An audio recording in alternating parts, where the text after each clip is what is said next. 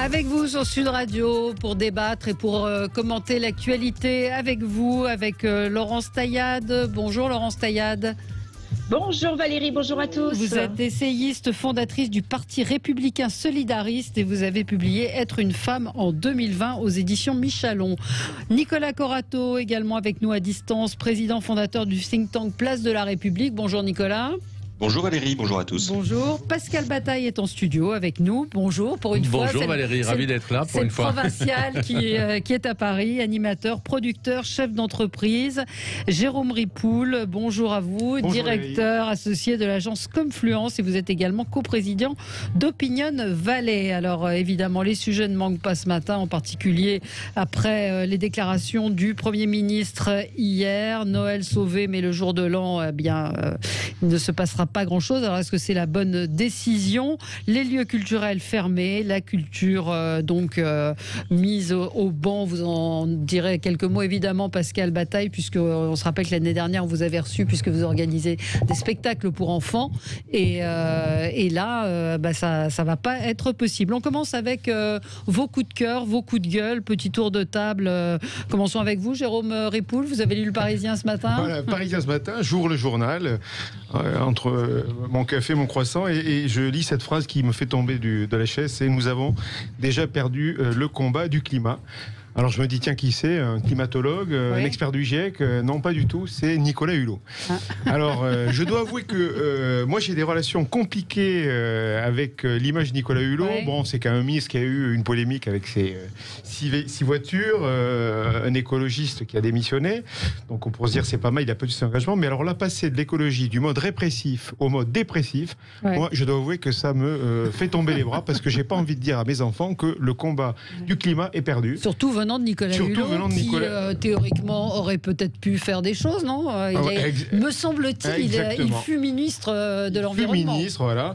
Et donc moi je trouve que c'est dommage effectivement d'avoir on est passé de l'écologie répressive à dépressive. On a Humic, le maire de Bordeaux, qui nous dit vous faites mourir des petits arbres verts. Non, désolé, on a envie de respecter la tradition de Noël. Et on se dit que là, une fois de plus, Nicolas Hulot, il nous prend à contre-pied. Et j'ai pas envie de dire qu'en 2021 et les années qui vont suivre, je ne veux pas dire à mes enfants que le combat du climat est perdu. On a encore de l'espoir. Surtout qu'il y a eu un accord ce matin. Exactement. Les Européens, la Commission propose de baisser de 55% d'ici 2050. C'est des efforts, ça existe. C'est peut-être pas suffisant, ok, mais Pascal, ça vous fait réagir? Alors, je n'ai pas lu l'article, mais j'aime beaucoup la formule de Jérôme, effectivement, sur l'écologie dépressive.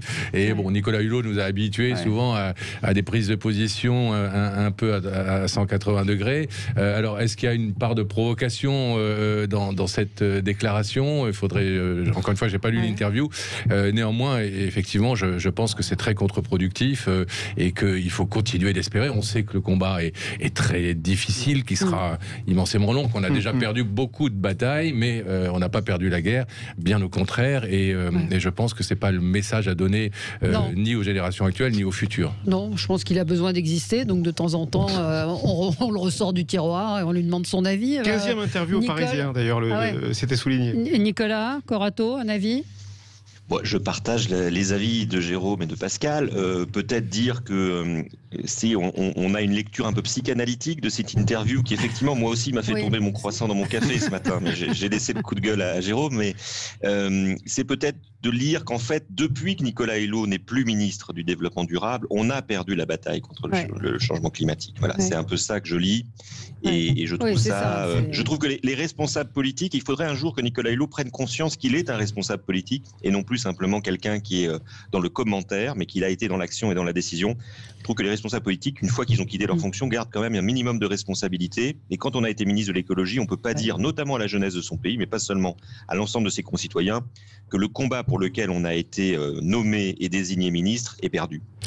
Oui. Laurence Taillade? Je partage l'avis commun, effectivement. Donc on ne veut plus entendre Nicolas Hulot.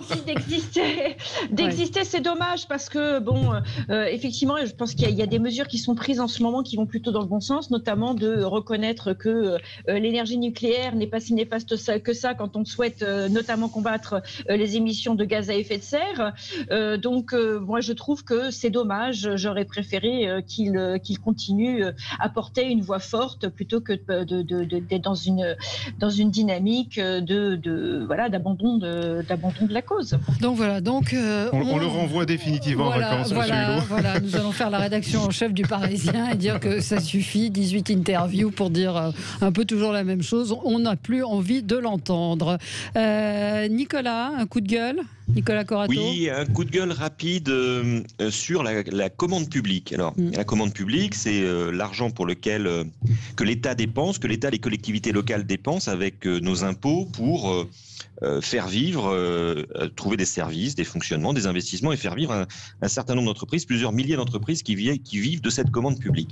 Depuis le premier confinement, beaucoup de projets dans les ministères, dans les collectivités locales sont à l'arrêt ou sont reportés et donc la commande publique est au point mort. Or, les entreprises qui en vivent, elles, doivent continuer à payer leurs charges, à payer leurs salaires, parfois au chômage partiel.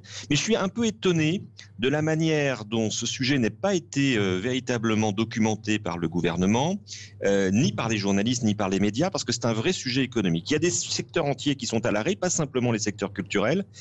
Et cet argent qui provient de nos impôts, s'il repart dans les comptes publics, ça veut dire qu'il n'aura jamais été remis dans l'économie réelle.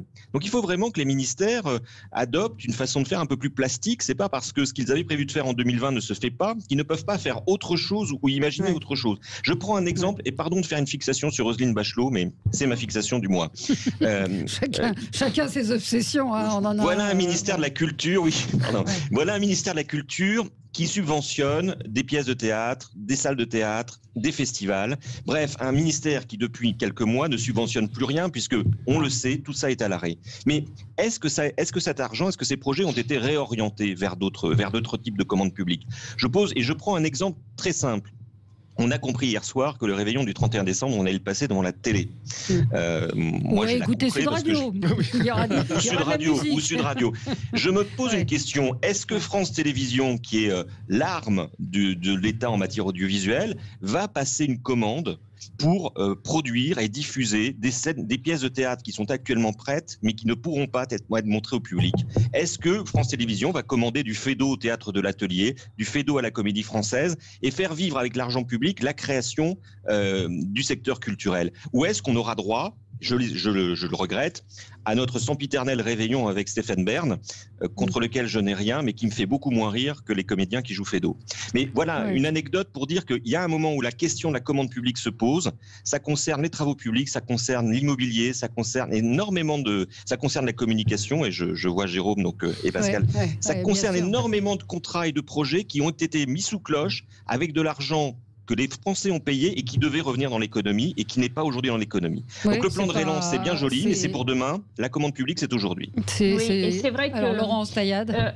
Nicolas a parfaitement raison là-dessus. Il y a un vrai problème, mais qui se joue aussi au niveau des dotations collectivités locales, puisque on a demandé aux collectivités locales de s'investir énormément dans la première phase de déconfinement, qu'on leur a demandé de relancer les commandes publiques, et c'était la raison invoquée justement pour que le deuxième tour des élections municipales se joue, parce que il y a énormément d'investissements, notamment en termes d'infrastructures, de réfection des voiries qui sont commandées par les collectivités locales.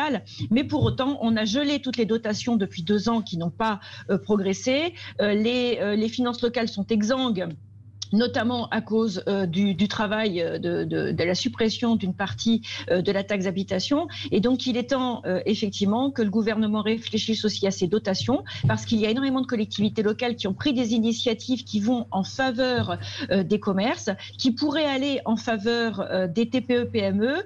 On aurait pu notamment exonérer les TPE-PME de la DGF, qui est une taxe foncière qui peut être très lourde à payer en cette fin d'année puisqu'elle sera payée le 15 décembre. Et au lieu de quoi, eh bien, un certain nombre de collectivités locales ont été obligées de la réclamer, notamment aux TPE qui sont domiciliés dans les domiciles de particuliers qui ont une activité supplémentaire, ce qui, une fois de plus, alourdit les difficultés des entreprises à une période où elles auraient besoin d'être aidées. Oui. Revenir sur ce que la proposition, je vous ai vu réagir à ce que disait Nicolas Corato par rapport effectivement au budget du ministère de la Culture. Oui, mais plus globalement, je suis tout à fait d'accord avec ce qu'a dit Nicolas et ce que vient de dire aussi Laurence. Mais plus globalement, je pense que on est dans l'une des énormes absurdités de cette crise et de sa gestion, c'est-à-dire que l'argent de l'État est dépensé pour empêcher les gens de travailler, de vivre et de produire, au lieu d'essayer de le mettre là où il pourrait être vraiment utile et générer de l'activité, générer de la création, etc. Donc, je ne vais pas faire long sur le sujet, mais on touche effectivement l'un des gros sujets et l'une des grosses faillites, à mon sens, de la gestion de cette crise. C'est-à-dire que l'argent infini, peut-être 40-50 milliards, je ne sais même plus on rajoute 10 milliards d'euros là, sur le budget. Vous vous rendez compte comment on aurait pu transformer ça en énergie et en création. Allez, on se retrouve dans un tout petit instant. Pascal, on entendra votre coup de cœur et le coup de gueule de Laurence Tailhade dans un instant. Et puis évidemment, on va revenir sur les annonces faites par le Premier ministre hier soir. À tout de suite. Avec vous sur Sud Radio pour commenter l'actualité. Alors, on est ensemble jusqu'à midi, vous le savez. Juste avant de vous représenter mes débatteurs, je vous annonce que nous jouons sur Sud Radio cette semaine. Cette semaine, nous vous offrons des écouteurs Yamaha TWE3A. Vous en rêvez, Pascal. Magnifique. J'ai vu. Voilà. Des écouteurs, en tout cas, ce sont des écouteurs sans fil Yamaha qui s'adaptent à vous et à votre environnement. C'est évidemment parfait pour écouter Sud Radio, de la musique, téléphoner, bref, des écouteurs qui vous font tout, presque même le café. Et on vous en fait gagner. Donc n'hésitez pas à appeler 0826 300 300 et le 10e appel sera le gagnant. Très pratique avec le masque parce qu'on n'a pas les élastiques. Voilà, absolument. Mais parfois ça se décroche. Mais voilà. Sud Radio 10h midi, Valérie Expert. Je pensais pas qu'il y avait un jingle. C'est pas grave, mais c'est bon. Ça permet de lancer la deuxième partie de l'émission. Laurence Tailhade, essayiste, fondatrice du Parti républicain solidariste. Votre livre Être une femme en 2020 est paru aux éditions Michalon. Nicolas Corato, président fondateur du think tank Place de la République. Pascal Bataille, animateur, producteur, chef d'entreprise. Et Jérôme Ripoul, directeur associé de l'agence Comfluence et coprésident d'Opinion Valley. Donc, on n'a pas entendu Laurence Tailhade qui avait un coup de gueule à nous faire partager. On vous écoute, Laurence. Alors, écoutez, cette semaine, le gouvernement a présenté sa loi contre les séparatismes. Donc moi, je voulais parler de séparatisme et pour changer un peu, pourquoi ne pas parler aussi des séparatistes catalans ? Puisque il s'avère que d'ici quelques semaines, donc quelques jours, le 19 décembre, le Conseil d'une République catalane souverainiste doit tenir un grand rassemblement le 19 décembre. Alors moi, je trouve que c'est une aberration à plusieurs titres. Une première aberration puisqu'il s'agit de donner notre soutien à un certain Charles Puigdemont qui est en réalité un délinquant en fuite puisqu'il est parti en Belgique pour ne pas être jugé par le gouvernement catalan pour sédition puisque l'ensemble de ses comparses ont été condamnés pour sédition au moment où ils ont proclamé l'indépendance catalane.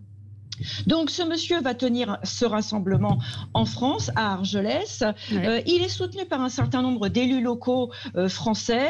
Il a même reçu le soutien du vice-président du Conseil régional d'Occitanie qui a fait voter officiellement un soutien par le Conseil régional. Et donc ça pose un certain nombre de problèmes. Le premier problème, c'est qu'on a la France qui apporte d'une certaine façon un soutien officiel à quelqu'un qui est un séparatiste espagnol. Donc c'est un problème d'une part de diplomatie. Ensuite, il y a un deuxième problème, c'est que la France va accepter finalement qu'on sape aussi une partie de son unité nationale, puisque ces personnes revendiquent une partie du territoire français comme étant un territoire qui devrait proclamer son indépendance. Et le troisième problème, c'est qu'on est quand même en pleine période de pandémie et que le dernier rassemblement de cette organisation a fait venir plus de 100 000 personnes des quatre coins du monde. Donc je pense qu'à un moment, on a un préfet qui est totalement irresponsable d'avoir autorisé autoriser cette manifestation pour les 3 raisons que je viens d'évoquer, c'est-à-dire pour une raison d'unité nationale, pour une raison de pandémie, mais aussi pour les raisons diplomatiques que j'ai évoquées. Je retiendrai la 3e, Laurence Sayad. Alors, moi, je suis un petit peu concerné par ce que vous dites, puisque moi, je suis des Pyrénées-Orientales, que je parle catalan, et que je connais peut-être un peu mieux la situation que vous. Alors, des fois, ça alterne notre discernement, mais enfin, je peux quand même en parler. D'une part, Carles Puigdemont n'est pas un délinquant. C'est un président d'une généralité. Il ne faut pas comparer la France et l'Espagne. Hein. Les communautés espagnoles, c'est quelque chose de très différent de la France. Il n'y a pas le côté jacobin unitaire de la France. Et Carles Puigdemont a fait un référendum. Il y en a eu en Écosse. Je crois que ça n'a pas soulevé du tout les mêmes problématiques. Donc je pense que là, il ne faut pas hystériser le débat. Hein. Je crois que le référendum, mais en lui-même déjà de toute façon n'était pas légal. Mais tout à fait. Mais enfin, et moi, le problème, si vous voulez, non mais moi, la politique espagnole, je ne m'en mêlerai pas. Par contre, il y a un problème par rapport à notre territoire français. Pas du tout. Si demain la Bretagne fait la même revendication, les Corses font la même revendication. Laissez-moi finir. Est-ce que vous pouvez laisser Jérôme juste finir et puis conclure sur ce sujet? D'une part, dresser l'épouvantail de la reprise du Roussillon, c'est absolument pas sérieux. Et moi qui suis français, n'ai aucune envie d'être associé et intégré à la Catalogne. Et deuxièmement, le seul argument que vous soulevez, c'est un argument épidémique. Oui, d'accord, effectivement. Rassembler 5000 personnes, c'est peut-être pas très raisonnable. Et c'est le seul qui, à mes yeux, trouve un écho, parce que je trouve que les autres sont peut-être un peu excessifs. Mais bon, les coups de gueule, c'est pour ça. Hein. Oui, mais des manifs, il y en aura encore samedi, un peu partout en France. Ça, c'est une chose. Je vais vous donner la parole, Pascal Bataille. Juste, je viens de voir à l'instant que Time, vous savez, le Time américain avec la couverture rouge qui fait autorité, le sérieux, eh bien, estime que Assa Traoré fait partie des gardiens de la justice pour l'année 2020. Donc je ne sais pas s'ils sont tout à fait renseignés sur ce qui se passe exactement en France, sur l'affaire Traoré en détail, qui n'est pas encore jugée. Cette femme est très belle, donc c'est vrai que elle est très photogénique, mais je trouve ça assez scandaleux de prendre parti comme ça pour une personnalité étrangère sans connaître forcément tout le contexte. Pascal, un petit coup de cœur très rapide. Oui, non, mais je vous ai laissé en dernier parce que je crois que ça peut nous permettre d'élargir justement le sujet. Pour des gens qui ne font que leur travail, mais dont on se demande souvent à quoi ils servent, je parle des sénateurs. Et les sénateurs, dans ces temps où le Parlement, à mon sens, est particulièrement bafoué par le pouvoir et où la démocratie n'est pas vraiment au mieux, la commission d'enquête là sur la gestion de la crise sanitaire du Sénat fait remarquablement, a priori, pour l'instant, son travail. Une fois de plus, effectivement, vous avez raison de le dire. Ces commissions d'enquête sénatoriales sont sérieuses, elles vont assez au bout des choses, et puis elles n'hésitent pas aussi à communiquer leurs résultats, leurs inquiétudes, leurs indignations parfois. Donc voilà, c'est bien de voir qu'il y a quand même encore une vie parlementaire dans ce pays, dans ces temps où, à coup d'états d'urgence divers et variés, on est dans la négation totale de la République et du système parlementaire. Absolument, mais c'est vrai que grâce à cette commission, un certain nombre de choses ont pu sortir. Peut-être Nicolas Corato ? Oui, moi, peut-être pour élargir et saluer effectivement le travail du Sénat, c'est une chambre dont on se disait peut-être nous-mêmes qu'on pouvait se poser la question de son utilité, et on le voit bien depuis qu'il y a une majorité écrasante à l'Assemblée nationale. On voit bien l'utilité du Sénat. Effectivement, cette commission parlementaire sur la crise sanitaire, mais on rappelle la précédente sur l'affaire Benalla, et rappeler que des deux chambres, il n'y en a qu'une seule qui a été capable de mener à bien et à son terme une commission d'enquête sur l'affaire Benalla, et c'est le Sénat, avec beaucoup de courage et parfois même des grincements de dents institutionnels. Donc oui, le Sénat est utile, et je rajoute que notamment sur ce que citait Pascal Bataille sur les lois liberticides ou l'état d'urgence, on trouve toujours au Sénat, et c'est une majorité de droite, il faut le reconnaître, une oreille très attentive et vraiment une attention particulière à la protection des libertés. C'est ce qui fait aussi la particularité de cette Chambre, et qui est très très utile en des temps un peu troublés où effectivement la démocratie subit un stress test permanent. Oui, absolument. Oui, Laurence Taillade. Juste un mot, Valérie, c'est que effectivement, du coup, je tiens à attirer la vigilance de nos auditeurs sur la réforme constitutionnelle à venir, qui est pour moi une menace dans le sens où elle doit réduire le nombre de parlementaires de façon drastique, et notamment de 30% le nombre de sénateurs, ce qui mènerait aujourd'hui à avoir un certain nombre de territoires privés de parlementaires, donc de leurs sénateurs qui sont aussi les représentants des collectivités locales. Il faut le rappeler, on a parlé tout à l'heure du financement des collectivités locales, et donc le Sénat aurait des difficultés à justement jouer ce rôle de contre-pouvoir si il était moins bien représenté, parce que les sénateurs n'auraient plus le temps, malheureusement, de remonter suffisamment la parole des territoires comme ils le font très bien aujourd'hui. Bon, on marque une petite pause, on se retrouve dans un instant, on va parler de ces lieux culturels qui restent fermés. Est-ce que vous êtes choqués? Est-ce que vous estimez qu'on aurait pu rouvrir les cinémas, les salles de spectacle avec un certain nombre de précautions? C'est vrai qu'on voit parfois le métro, je pense, parce que je l'ai vu circuler, c'est le cas de le dire, le RERC qui est en panne avec des gens qui sont collés les uns contre les autres. J'ai discuté hier avec une infirmière qui me disait qu'elle avait 2 heures de transport collées, elle a cru mourir en étant archi serrée. Bref, on va en reparler, on va parler de tout ça du 31 décembre qui sera aussi très minimaliste. À tout de suite. Alors, c'est le gagnant du jeu qui a été tiré au sort. Vous savez que toute cette semaine, Sud Radio vous fait gagner des écouteurs Yamaha. Et le gagnant, c'est Christian d'Anglet. Bonjour Christian. Bonjour à vous Valérie. Bonjour, je suis content que ce soit vous qui ayez gagné, vous êtes un fidèle auditeur, vous intervenez régulièrement, donc bon, vous êtes content, vous allez vous en servir, vous allez les offrir? Ouais, je vais les offrir à ma femme en fait. Ça me fait hyper plaisir. Vraiment. Et pourquoi vous les gardez pas pour vous? Vous le savez, je suis un fidèle de Sud Radio depuis des années et des années. Et écoutez, je suis super content. C'est vraiment, ça fait plaisir. Quoi. Bon, pourquoi vous les gardez pas pour vous? Parce que mon épouse en ce moment est en train d'apprendre l'anglais sur sa tablette. Ah, super. Elle a un vieux casque. Et je crois que ça va vraiment lui faire plaisir et me faire plaisir en même temps d'offrir. Oui, c'est superbe, écouteurs Yamaha, donc elle pourra écouter Sud Radio, elle pourra vous les prêter de temps en temps. Sud Radio est à la maison tout le temps. De la musique, et puis elle pourra effectivement suivre ses cours d'anglais grâce à ces magnifiques écouteurs Yamaha. Merci écoutez, Christian. C'est génial, merci à vous et continuez avec votre bonne humeur. Merci à vous, et puis merci d'être fidèle à Sud Radio. Sud Radio 10h midi.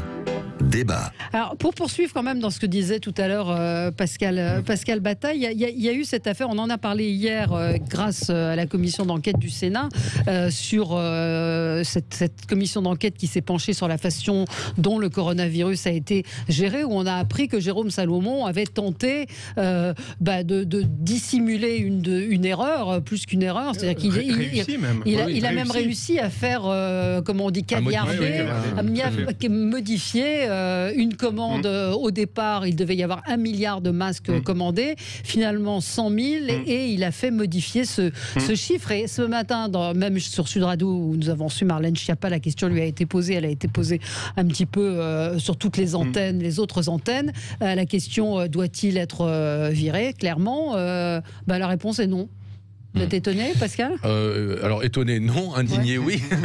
Mais j'espère effectivement que Jérôme Salomon rendra des comptes, pas plus que les comptes qu'il doit rendre, mais au moins les comptes qu'il doit rendre sur son rôle dans la gestion, son rôle dans la pénurie de masques, puisqu'on sait très bien effectivement oui, c'est quand même, ça a été le point de départ. Il n'en est pas le seul responsable, ça a commencé en 2011, mais il a participé malheureusement de cette pénurie en annulant, en faisant détruire des masques, en passant des commandes totalement insuffisantes, en ignorant apparemment les demandes d'Agnès Buzyn à l'époque où elle était ministre de la Santé, à qui on rendra peut-être un jour grâce finalement d'avoir été l'une des rares à alerter le gouvernement en vain et le Premier ministre de l'époque en vain.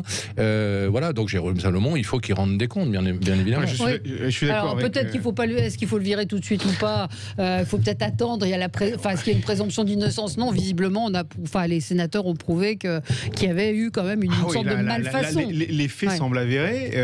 Alors, on peut dire deux mots quand même sur Jérôme Salomon. C'est pas n'importe qui. Ça a été le conseiller santé d'Emmanuel Macron pendant la campagne. Il a été pressenti pour devenir même ministre de la Santé. Donc aujourd'hui, laisser des hauts fonctionnaires comme ça, qui sont, on peut le dire, quand même assez discrédités à cette place, et voir les ministres monter au créneau pour le défendre, ça laisse quand même entendre qu'il y a une protection Macron. Et ça, je trouve ça assez gênant. On le voit aussi avec le préfet de police de Paris. On voit qu'il y a quand même des hauts fonctionnaires très discrédités, très discutés aujourd'hui, remis en cause, et qu'on laisse à leur place. Alors là, il y a quand même... C'est pas très bon pour le pouvoir de laisser s'installer le doute quant à la probité de hauts fonctionnaires qui servent l'État. Je comprends pas ça. Ce matin, le porte-parole du gouvernement, Gabriel Attal, sur LCI, disait heureusement qu'il reste à son poste. On est en pleine crise sanitaire. Il est à la tête de la DGS, Direction Générale de la Santé.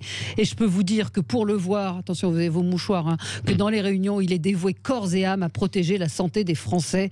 Donc voilà la défense pour reprendre juste 10 secondes, parce qu'il y a deux niveaux dans ce qu'on est en train d'évoquer. Il y a les erreurs dont il faut peut-être effectivement qu'ils soient responsables, qu'ils soient jugés responsables sur les commandes, sur la mauvaise interprétation de ce qui se passe, etc. Mais il y a le fait d'avoir caviardé, comme vous le disiez, d'avoir dissimulé et transformé ce rapport d'experts. Et ça, c'est une faute grave. Pardon, Nicolas Corato. Je voudrais rebondir sur ce que disait Jérôme. C'est vrai au ministère de la Santé, c'est vrai dans d'autres ministères. On a un quinquennat qui a dépolitisé les ministres. C'est-à-dire qu'on a des ministres qui ne sont pas des hommes politiques ou dont on nous a vendu le fait qu'ils étaient le renouveau, etc.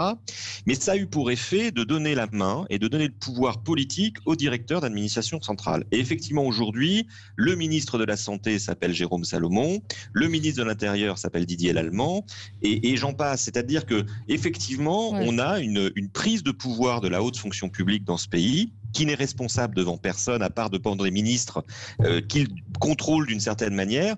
Et moi, je m'interroge beaucoup dans le cadre de l'affaire révélée par la commission parlementaire sur la raison qui pousse un directeur général de la santé à ne pas commander un nombre de masques suffisant, en tout cas ne pas commander le nombre de masques que lui recommande de commander ses experts. Pourquoi fait-il ça? Pourquoi prend-il cette décision? Avec quelles contraintes le fait-il? Est-ce que c'est tout simplement pour être dans la ligne qu'a fixé Bercy en termes de dépenses de fonctionnement de son ministère? Et ce serait intéressant de savoir pourquoi est-ce qu'il a pris cette décision, qui pour le coup est une décision politique et pas technique. Mais à l'époque, c'était très difficile à l'époque d'anticiper, d'imaginer ce qui allait se passer.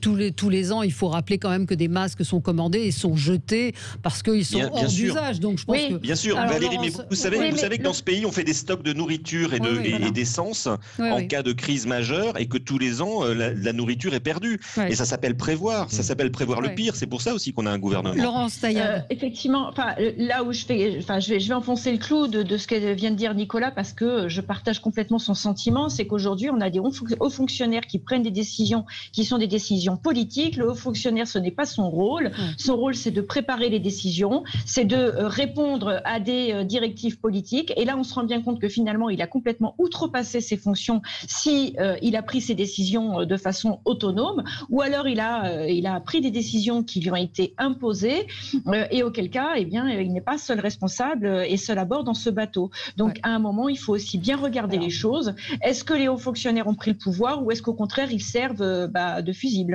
Je pense qu'ils ont effectivement pris le pouvoir et effectivement virer le directeur général de la santé en pleine épidémie, en pleine pandémie, c'est peut-être pas, c'est peut-être un petit peu compliqué aussi. C'est envoyer un signe. Enfin, je sais pas si ce serait une bonne solution ou non. Je voudrais qu'on parle de ces lieux culturels fermés parce que ça fait débat. Alors, est-ce que là, je sais pas si notre réalisateur, je le prends un peu par surprise, peut nous repasser le son de Mathieu Kassovitz ce matin qu'on a entendu dans le zapping, qui lui a un tout autre avis sur le fait que les cinémas et les théâtres soient fermés. Il estime que la culture, c'est pas forcément indispensable. Écoutez. Non, c'est pas essentiel, excusez-nous, c'est pas essentiel dans la situation dans laquelle on est. Non, c'est absolument pas essentiel.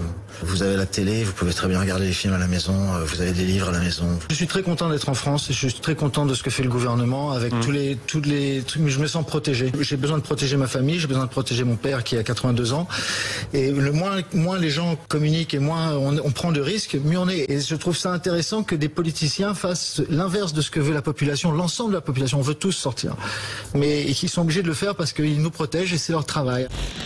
Alors, réaction, Pascal, vous êtes moi concerné. j'adore Mathieu Kassovitz, c'est vrai, et je me régale souvent avec ses prises de position.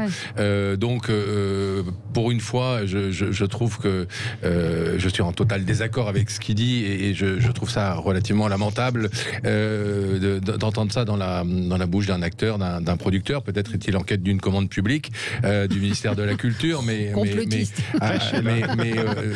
alors c'est sûr que il doit pas avoir besoin de travailler tous les jours, Mathieu Kassovitz. Je sais pas, je pense que c'est quelque chose qui peut s'entendre, aussi, de dire non, il y a une pandémie, il faut protéger au maximum. Oui, on sait très bien que une fois encore, si on dézoome un petit peu, une fois encore, la culture est une victime collatérale, parce qu'on sait que ce ne sont pas les théâtres, les cinémas, etc., qui sont des lieux de contamination. On sait que les précautions ont été prises, que depuis longtemps, on peut aller aujourd'hui au théâtre sans se mettre en risque.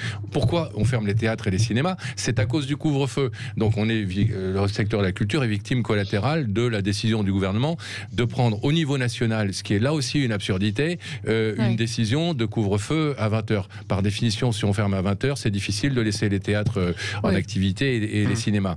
Mais encore une fois, entendre dire que la culture n'est pas essentielle de la part d'un acteur et producteur, la deuxième partie de sa phrase, je l'entends, mais la première partie, effectivement, je la conteste violemment. Laurence Taillade.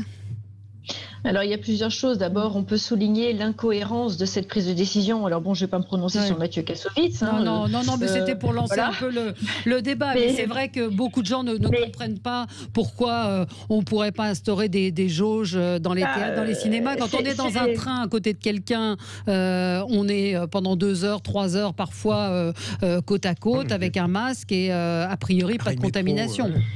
Voilà, il y a une vraie incohérence, disons, déjà entre les lieux de culte où on peut se réunir, où on sait que la plupart des pratiques cultuelles incluent des rapprochements, des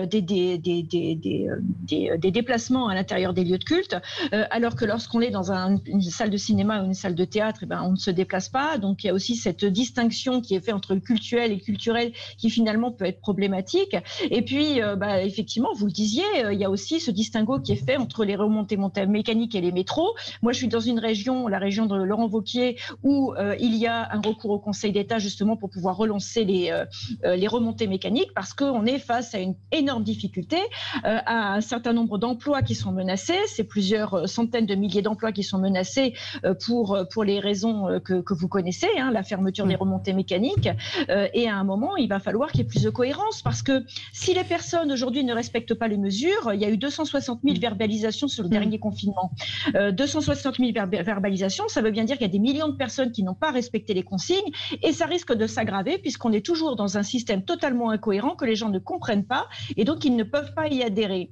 Oui. Donc, si le gouvernement est suivi, il va falloir à un moment que les mesures qui soient prises puissent être comprises pour que les personnes, de façon volontaire, y adhèrent. Et je pense que ce manque d'adhésion, il vient essentiellement de ça. Est-ce qu'il y a vraiment un manque d'adhésion? Je voyais hier un sondage qui disait que 75% des Français étaient d'accord avec Il n'y a pas de manque d'adhésion. Il n'y a pas de manque d'adhésion. Je pense que les Français sont globalement d'accord avec les décisions. Les plateaux de télé, les plateaux de radio. Les plateaux de télé, les plateaux de radio, on est là, on fait du débat. débat, il y a des personnes, des personnalités qui donnent leur avis. Mais moi, je suis toujours surprise de voir le décalage qu'il y a entre ce qu'on dit nous et ce que ressortent les sondages à qui on peut ne pas faire confiance. Mais oui. entre ce que disent les gens et ce qu'ils font, puisqu'il y en a un très grand nombre du sondage, effectivement, il y en a plus de 50% qui disent qu'ils ne vont pas respecter ou qu'ils ne respectent pas les règles. Oui, 75% des Français interrogés favorables à l'instauration d'un couvre-feu à 20h au lieu de 21h. C'est un sondage Harris Interactif pour LCI. Moi, ce que je dis toujours, c'est que Macron et ce gouvernement, ils ont des problèmes avec les marges. C'est-à-dire les marges agissantes. C'est-à-dire ça peut être les gilets jaunes, ça peut être effectivement les gens qui... Et là, aujourd'hui, ce qui a été souligné dans tout ce qu'on a dit, c'est primo de l'incohérence, c'est-à-dire en clair, deux poids, deux mesures. Pourquoi les cultes, pourquoi pas la culture? C'est vrai, et ça, on peut le dire. Deuxièmement, ce qu'on voit bien aussi, c'est qu'il y a une problématique de manque de... Il y a un manque de visibilité, c'est-à-dire que le secteur de la culture est touché. Mais pourquoi on ne lui dit pas, OK, quand on va rouvrir, il y a un plan de tant de millions ou tant de milliards qui va vous permettre de reprendre et de ne pas... Parce que là, on est face à une menace quasiment, c'est l'extinction des dinosaures. La culture en France, c'est une exception. Et donc, ces acteurs, ils sont ultra fragiles. Donc, moi, demain, je ne serais pas étonné qu'on se retrouve avec une culture qui va se retrouver dépouillée de ses forces vives. Moi, j'ai une amie qui a une fille danseuse, elle me dit, c'est fini. On change de boulot. Les jeunes acteurs, les jeunes comédiens, c'est fini. Et ceux qui prennent des risques, comme Pascal, il y a un moment aussi où ils pourront peut-être plus les prendre. Donc moi, ce qui me manque dans cette histoire, c'est OK, les secteurs sont en difficulté, mais qu'est-ce qu'on leur donne après? Et là, on n'entend pas, peut-être c'est dommage, la ministre de la Culture, qui a une partie pas facile, c'est vrai, et qui en tout cas participe pas hier au point du Premier ministre. Oui, alors on n'a pas entendu Nicolas Corato. Oui, moi je suis un peu comme les Français, c'est-à-dire que moi j'ai trouvé que les annonces d'hier soir étaient finalement assez mesurées et que malgré mon amour pour le monde culturel, je comprends bien, comme tous les Français, que si on rouvre tout, et tout en même temps, effectivement, il va y avoir des problèmes. Et je rappelle quand même que malheureusement, dans cette crise, le seul critère qui nous reste d'absolument objectif, c'est pas les études qu'on peut faire sur la transmission du virus en lieu clos ou en lieu ouvert, c'est le nombre de lits de réanimation et de personnel que nous avons pour accueillir d'éventuels nouveaux malades. Donc voilà.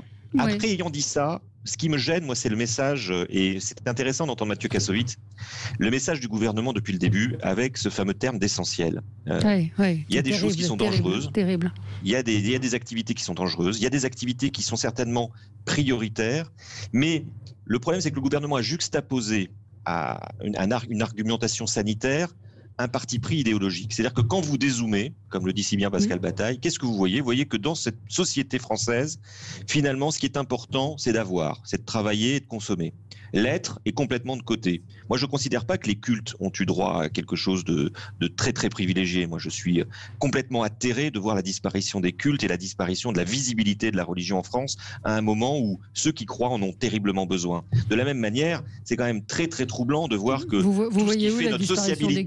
tout ce qui fait notre sociabilité, tout ce qui nous élève au-delà de l'avoir vers l'être, a été mis sous cloche. Donc, moi, je n'ai pas un problème sur les mesures qui sont prises. Je peux les accepter, je peux les assumer, mais j'ai besoin d'un gouvernement qui me rassure sur son parti pris idéologique, qui me dise que ce qu'il est en train de faire là, ça n'est pas la société idéale telle qu'il l'entend. C'est-à-dire une société où je ne suis plus un citoyen, mais je suis un consommateur. C'est ça que j'aurais envie d'entendre d'un homme politique. Et si vous regardez un peu ce que dit Angela Merkel aux Allemands, et ce qu'elle a dit notamment devant le Bundestag, pas plus tard qu'avant-hier, vous vous rendrez compte qu'effectivement, on peut prendre les mêmes décisions contraignantes et avoir un discours qui est beaucoup plus démocratique et beaucoup plus prospectif que celui qu'on nous propose aujourd'hui. Moi, j'ai un problème avec le discours idéologique du gouvernement dans cette crise sanitaire. On va y revenir dans un tout petit instant. On marque une pause. À tout de suite sur Sud Radio. Sud Radio, parlons vrai. Alors, en réaction à ce que disait tout à l'heure Nicolas Corato, Sandrine nous dit effectivement le discours de Madame Merkel est bien différent. Alors, c'était plus sur la forme et on en parlait pendant la pub. Je suis d'avis qu'on peut tout dire, mais il y a une manière de dire les choses.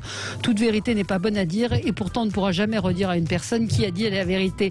Et c'est vrai que moi j'avais noté hier un tweet de quelqu'un qui disait pratiquement tous les dirigeants du monde se sont exprimés face à leurs concitoyens, pratiquement les larmes aux yeux. Et hier, et d'une manière générale, Jean Castex, on a un peu l'impression qu'il n'est pas loin de faire une petite blague, quoi. Il y a quelque chose, alors c'est pas sur l'idéologie ce que vous dénonciez tout à l'heure, Nicolas Corato, mais sur la manière de dire les choses. C'est vrai qu'on n'est pas spécialement rassuré par le personnage Jean Castex. Je ne sais pas ce que vous en pensez, Pascal Bataille. Non, c'est pas sa qualité première d'être rassurant, même quand il nous dit qu'il veut nous protéger, mais c'est ce qui est encore une façon de nous faire peur, parce que quand on dit à quelqu'un qu'il faut le protéger, c'est qu'il y a une menace très grave, et donc c'est pour le faire frémir. Je voudrais juste revenir sur ce que disait Nicolas tout à l'heure, et peut-être on n'a pas insisté, me semble-t-il, encore une fois, sur le côté, une fois encore, centralisateur de notre façon de fonctionner en France par rapport à d'autres pays comme l'Allemagne, comme effectivement des pays où le fédéralisme existe. On prend une décision, on annonce une décision qui est valable pour l'ensemble de la nation française. Heureusement, à quelques dômes et tomes près, la Martinique, heureusement, déconfine, tant mieux pour eux. Mais aujourd'hui, en Charente-Maritime, le taux d'incidence, il est 10 fois inférieur à celui des Ardennes. Pourquoi les Charentais sont-ils punis voilà. Or, qu'est-ce qu'on va faire? On va autoriser les gens à se déplacer, c'est-à-dire les Ardennais à aller en Charente pour amener le virus. Est-ce que c'est pas, encore une fois, totalement absurde, au lieu de laisser peut-être certaines régions un peu plus confinées, d'autoriser peut-être les déplacements pour 2-3 jours autour de Noël pour ne pas que ces fêtes soient totalement ratées, mais limiter vraiment ces déplacements, limiter donc le déplacement du virus, et en revanche laisser dans les régions qui sont heureusement pour elles épargnées ou relativement épargnées par la maladie, la possibilité de revivre un peu plus normalement. Là encore, on plaque un gros schéma sur l'ensemble du territoire, et alors que cette gestion mériterait beaucoup plus de finesse et je pense de cas par cas, de sur-mesure. Emmanuel Macron vient de déclarer: nous sommes l'un des pays d'Europe qui maîtrise le mieux l'épidémie. Bon. Alors c'est ce qu'a dit Altmaier, le ministre de l'économie allemande hier. C'est un hommage de la vertu allemande au vice français. Mais pour revenir à ce que disait Pascal, je trouve intéressant cette analyse, parce qu'on voit bien qu'il y a une rupture dans la façon de gouverner et dans le discours de Castex. Il arrive, il dit je suis maire, je suis le bon sens, etc. Je fais confiance au collectif et aux collectivités. Et puis il y a l'épisode de Marseille, où là, il reprend la main et finalement il dit écoutez, non, les maires, trop démagogues, ça suffit. Voilà. Et là, on passe à une autre. Voilà. Et donc, en clair, c'est la difficulté qu'il a eue, et là où il n'a pas réussi, c'est en fait à imposer aux maires d'avoir une politique de bon sens. Et à Marseille, à l'évidence, il y avait un vrai problème, et à leur laisser la main. Alors, c'est vrai qu'il y a un peu parfois de démagogie, mais c'est vrai que quand on voit la situation, on se dit on ne peut pas traiter de la même façon les Ardennes ou effectivement les Pyrénées-Orientales, puisqu'il y a un taux d'incidence qui est absolument faible. Et ça, je pense que c'est une difficulté. Et pour revenir à ce que disait aussi Valérie, il y a un problème d'empathie chez Castex. C'est-à-dire l'expression de l'empathie, c'est quelqu'un, quand il est connu, qui a une empathie absolument extraordinaire et qui n'arrive pas à exprimer cette empathie dans sa place de gouvernant. Et ça, c'est un vrai problème, parce qu'aujourd'hui, les gens ont besoin d'être rassurés, c'est ce qu'on disait, et ça passe aussi par l'écoute et l'empathie. Voilà. Par le discours, Laurence. Disons que le problème, c'est que on a aussi une bonne dose de communication qui vient se greffer par là-dessus, parce que tout à l'heure, je ne sais plus qui de vous trois l'a soulevé, mais quand ça va mal, c'est la faute des Français qui n'ont pas bien respecté les consignes. Quand ça va bien, c'est grâce au gouvernement. Donc, il y a un vrai problème de communication par là-dessus. Et puis, au-delà de tout ça, je veux quand même souligner ce qui est en train de se passer, qui est extrêmement grave, c'est la vague de suicides qui est en train de tomber sur la France. On a 20% des Français qui ont des pensées suicidaires. Les hôpitaux psychiatriques sont en train de déborder. Les patients qui étaient suivis sont passés à l'acte. Et il y a un certain nombre de personnes qui ont tout perdu dans cette séquence, parce que contrairement à ce que le gouvernement est en train de nous raconter, il y a énormément d'entreprises qui n'ont aucune aide, qui n'ont aucune forme d'allègement fiscal, et qui vont se retrouver à être en dépôt de bilan d'ici le mois de mars. Et je pense qu'au mois de mars, on va vivre une séquence grave sur le plan social, parce que ces gens-là n'ont pas droit à des aides du type chômage, vont se retrouver très probablement à la rue. Quand vous êtes commerçant, vous perdez votre commerce, souvent votre logement est au-dessus du commerce. Je suis d'accord avec vous, Laurence, mais une fois qu'on a dit ça, c'est quand même même la problématique et le questionnement qu'on a depuis le début, c'est-à-dire entre le sanitaire et l'économique. Et personne n'a réussi à trouver la solution réellement. Je veux dire, oui, vous pouvez personne dire n'a ça trouvé la solution parce que réellement. Ça, mais comment peut-on d'un côté fermer les commerces en disant les mesures sanitaires ne seront pas respectées, mais en même temps les rouvrir au moment du Black Friday et ne mettre aucune mesure de vérification que justement les mesures qui sont obligatoires, les mesures sanitaires obligatoires soient respectées. On s'est bien rendu compte qu'au moment du Black Friday, il y avait foule dans les magasins et les mesures n'étaient mais que c'est très ça, respectées. sur l'incohérence, je suis d'accord. On est d'accord. C'est une fois de plus incohérent. On est tous d'accord sur l'incohérence. Mais après, le gouvernement lâche sur des problématiques économiques. Cette année, déficit 8%. 8%. L'année prochaine, combien? Parce qu'il va falloir relancer l'économie, relancer la culture, relancer... Enfin, là, je pense qu'on va se trouver un effet ciseau dramatique. Très vite. Mais à un moment, on a aussi des entreprises et on a notamment des fonctionnaires qui n'ont pas respecté les mesures qui étaient demandées par le gouvernement, c'est-à-dire 5 jours sur 5 de télétravail. On est à une hauteur, notamment pour la fonction publique, de 35% de télétravailleurs qui ne sont même pas à plein temps en télétravail. Donc on voit bien que ces mesures n'ont pas été respectées, ce qui a gonflé le nombre de fréquentations dans les transports en commun. Donc on ne peut pas d'un côté dire on ferme tous les commerces et on interdit aux commerces de travailler, quand de l'autre côté les administrations sont incapables de jouer le jeu. Oui. Juste, on paye aujourd'hui des décisions économiques. C'est ce qu'on paye aujourd'hui. C'est des décisions économiques qui ont été prises il y a 10 ans, il y a 15 ans, où on a cassé l'hôpital, où on n'a effectivement pas commandé les masques comme il fallait, où on n'a pas mis en place des systèmes permettant le dépistage, les tests, etc. Si on avait eu tout ça au début de la crise, on n'aurait pas été obligé de confiner autant, on n'aurait pas été obligé de casser l'économie. Est-ce qu'il faudra un jour peut-être tirer la leçon de se dire les économies qu'on a faites il y a 10 ans et il y a 15 ans, en cassant ce système de santé... Elle nous coûte aujourd'hui... Elle coûte combien? Elle coûte aujourd'hui x10, x15, x20. Maintenant, il faut redire encore une fois que c'est une épidémie c'est un virus qu'on ne connaissait pas, qui a pris tout le monde de court. Depuis des années. Mais qu'on prévoyait, mais peut-être pas de cette ampleur. Bon, à suivre, comme on dit. Très bon week-end à tous. On se retrouve lundi. Passez un bon week-end à l'écoute de Sud Radio. Très bonne journée.